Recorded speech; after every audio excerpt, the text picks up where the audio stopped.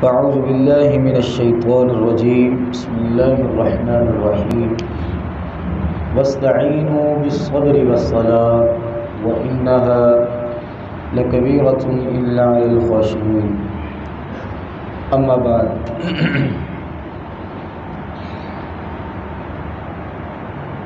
ہم بات کر رہے تھے اللہ سے تعلق کس طرح مضبوط ہوتا ہے۔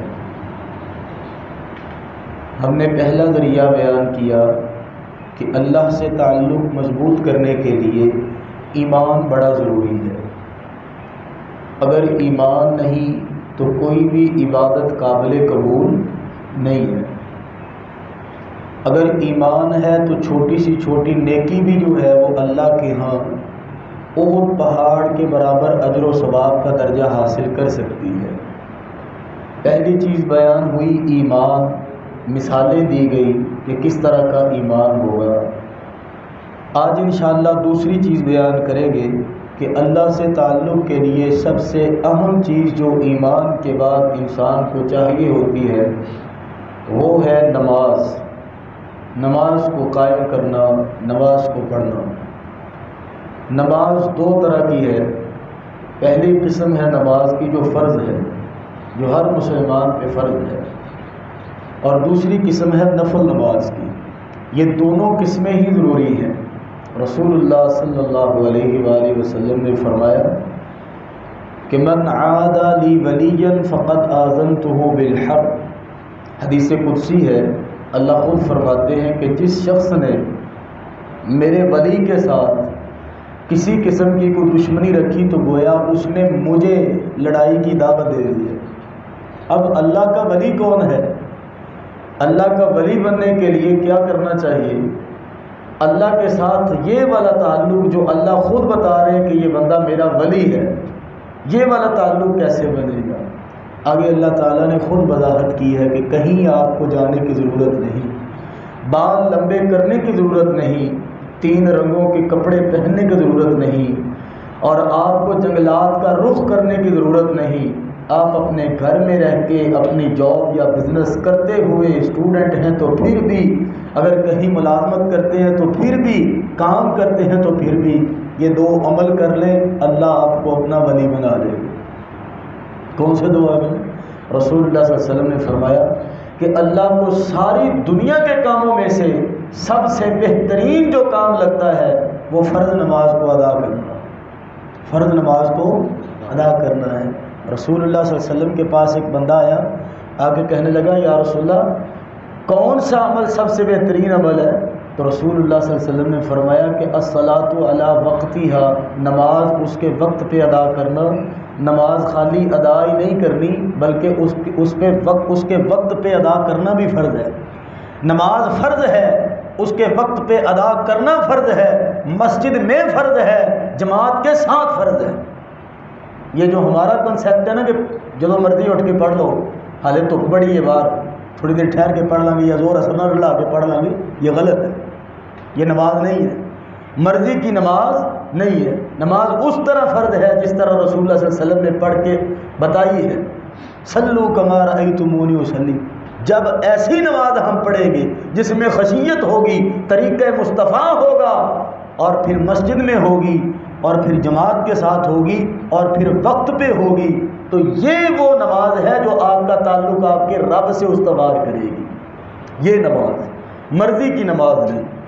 پہلی چیز فرمایا کہ میں اپنے بندے سے محبت کرتا ہوں، کس وجہ سے؟ جب وہ فرض پڑھتا ہے، جب وہ فرض نماز ادا کرتا ہے۔ دوسری بات فرمایا کہ میرا بندہ بما یتقرب الیہ، میرا بندہ نوافل پڑھتا رہتا ہے۔ پہلے فرضوں کی بات ہوئی، پھر نوافل کی بات ہوئی۔ میرا بندہ نوافل پڑھتا رہتا ہے، کبھی اشراق پڑھتا ہے، کبھی ضحیٰ، کبھی چاشت کی نماز پڑھتا ہے، کبھی رات قیام اللیل کرتا ہے، تہجد کی نماز ادا کرتا ہے۔ رسول اللہ صلی اللہ علیہ وسلم فرماتے ہیں کہ اللہ خود فرماتے ہیں کہ میرا بندہ نوافل پڑھتا رہتا ہے حتیٰ احبہ، میں ساری کائنات کا پروردگار اس سے محبت کرنے لگ جاتا ہوں، اللہ محبت کرنے لگ جاتا۔ اور فرمایا میری محبت کیسی محبت ہے؟ فرمایا کنت سمعہ الذی یسمع بہ وکنت بصرہ الذی یبصر بہ وکنت یدہ التی یبطش بہا وکنت رجلہ التی یمشی بہا. میری محبت پتہ کیسی محبت ہے؟ جب میں کسی سے محبت کرنے لگ جاتا ہوں تو پھر میں اس کی آنکھ بن جاتا ہوں جس سے وہ دیکھا کرتا. اس کا کیا مطلب ہے؟ اللہ فرماتے ہیں میرا بندہ اپنی آنکھ سے وہ چیز دیکھتا ہی نہیں جو مجھے پسند ہی نہیں ہے.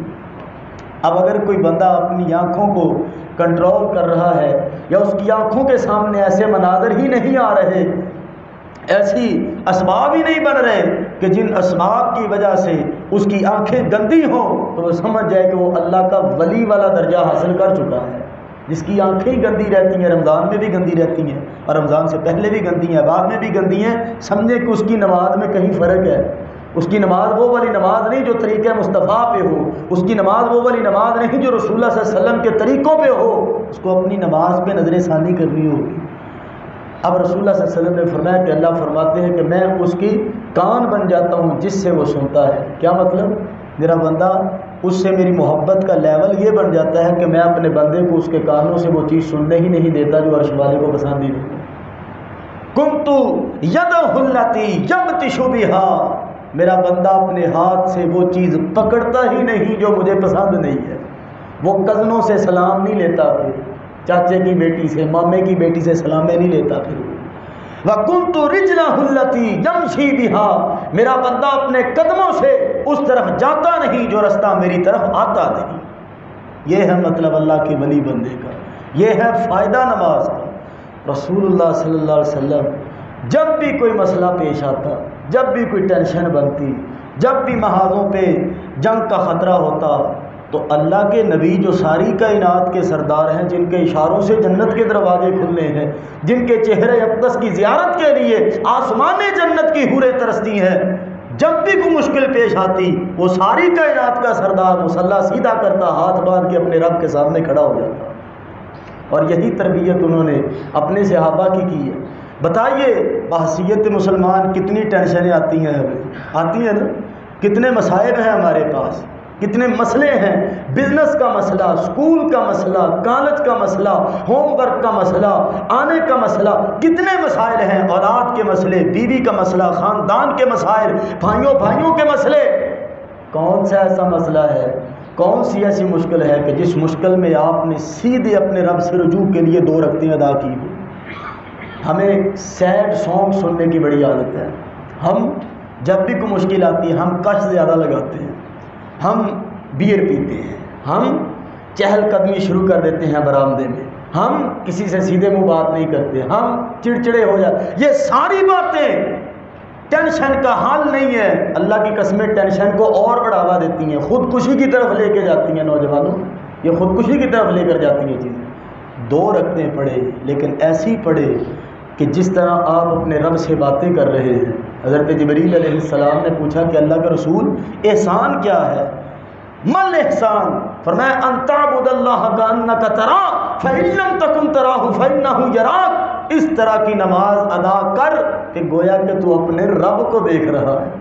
اور اگر یہ کیفیت نہ بنے تو کم از کم اتنی تو کیفیت بنا لے کہ وہ رب تجھے دیکھ رہا ہے. اب دیکھیں کوئی ایک بھی سجدہ دعا کرے، کوئی ایک بھی سجدہ اللہ ہمیں ایسا ادا کر دے، عطا کر دے کہ جس سجدے میں ہماری یہ کیفیت ہو کہ وہ رب ہمیں دیکھ رہا ہے یا ہم اس رب کو دیکھ رہے ہیں، تو انشاءاللہ اپنی عبادت کی لذتوں کو دیکھنا کہ کہاں پر جاتی ہے. اللہ سے دعا ہے اللہ ہمیں عمل کی توفیق عطا فرمائے. وما علیہ الا البلاغ المبین.